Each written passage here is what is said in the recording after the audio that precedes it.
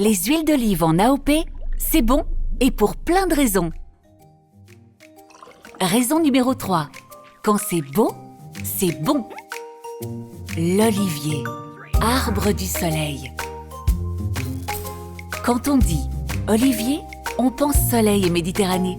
Et on a raison, depuis des millénaires, il orne le paysage méditerranéen de ses jolies feuilles argentées qui bruissent au moindre souffle de vent.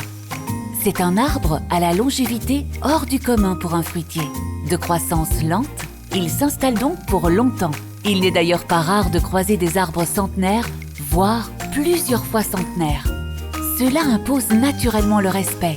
Plus il est vieux, plus son tronc est noueux, crevassé, entrelacé, ce qui donne un cachet indéniable au paysage. En Europe, il affectionne les terres non argileuses et le climat chaud de l'Espagne, de l'Italie, du Portugal, de la Grèce, de la Croatie, de la Slovénie et du sud de la France. En mer d'olivier en Andalousie, entre vignes et collines en Toscane, dans les champs de céréales en Grèce, sur les collines et la rive des fleuves dans le Trás-os-Montes et Alto Douro au Portugais, l'olivier prend sa place dans des paysages variés.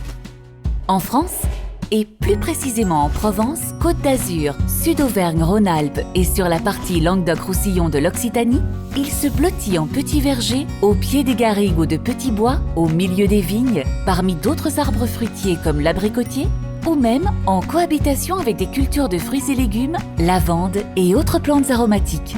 Là, il s'accroche à des crêtes et coteaux rocheux dans des banquettes bordées de murets en pierre sèche, ou bien il s'étale paisiblement à flanc de collines ou dans des plaines et des vallées parsemées de capitelles, cadoles ou boris.